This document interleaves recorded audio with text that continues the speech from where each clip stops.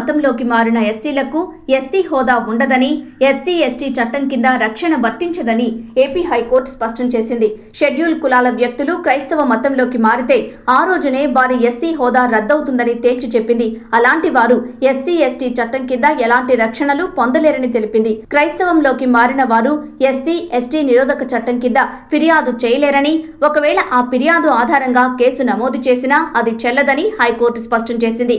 కులం పేరుతో పాస్టర్ ని దూషించిన కేసులో నమోదైన ఎస్సీ ఎస్టీ అట్రాసిటీ కేసును ఏపీ హైకోర్టు కొట్టివేస్తూ కీలక వ్యాఖ్యలు చేసింది. క్రైస్తవ మతంలోకి మారి పాస్టర్ గా కొనసాగుతున్న చింతాడ ఆనంద్ అనే వ్యక్తి ఎస్సీ ఎస్టీ చట్టం కింద కొందరిపై ఫిర్యాదు చేయడాన్ని హైకోర్టు తప్పుబట్టింది. తనను కులం పేరుతో దూషించారని పేర్కొంటూ ఉమ్మడి గుంటూరు జిల్లా పిట్టలవానిపాలెం మండలం కొత్తపాలెనికి చెందిన పాస్టర్ చింతాడ ఆనంద్ ఇచ్చిన ఫిర్యాదు ఆధారంగా అదే గ్రామానికి చెందిన అక్కల రామిరెడ్డి సహా 6గురిపై చెందోలు పోలీసులు 2021 జనవరి 26న ఎస్సీ ఎస్టీ చట్టంతో పాటు పలు ఐపీసీ సెక్షన్ల కింద కేసు నమోదు చేశారు. దర్యాప్తు పూర్తి చేసి సంబంధిత కోర్టులో ఛార్జ్షీట్ దాఖలు చేశారు. దీంతో రామిరెడ్డి, ఇతర నిందితులు హైకోర్టును ఆశ్రయించారు.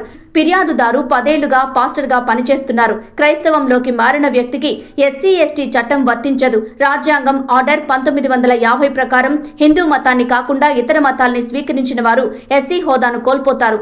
కుల వ్యవస్థకు క్రైస్తవం వర్తించదు. ఆ మతాన్ని స్వీకరించిన వారికి ఎస్సీ ఎస్టీ చట్టం కింద రక్షణ ఉండదని గతంలో సుప్రీంకోర్టు తీర్పులిచ్చింది. వీటిని పరిగణనలోకి తీసుకుని తమపై నమోదైన కేసును కొట్టివేయాలంటూ బాధితులు హైకోర్టులో దాఖలు చేసిన పిటిషన్లో కోరారు. పాస్టర్ ఆనంద్ తరపు న్యాయవాది వాదనలు వినిపిస్తూ ఫిర్యాదుదారుడు ఎస్సీ అని తహసీల్దార్ ధ్రువపత్రం తెచ్చారని గుర్తు చేశారు. దాంతో పిటిషనర్ల తరపు న్యాయవాది వాదనలతో ఏకీభవించిన న్యాయమూర్తి ఎస్సీ ఎస్టీ చట్టం కింద ఫిర్యాదుదారుడు రక్షణ పొందలేడని, నిందితులపై ఐపీసీ కింద నమోదు చేసిన సెక్షన్లు చెల్లుబాటు కావని తీర్పు వెలువరించారు. అంతేకాకుండా ఎస్సీ ఎస్టీ చట్టాన్ని సదరు పాస్టర్ దుర్వినియోగం చేశాడని హైకోర్టు స్పష్టం చేసింది.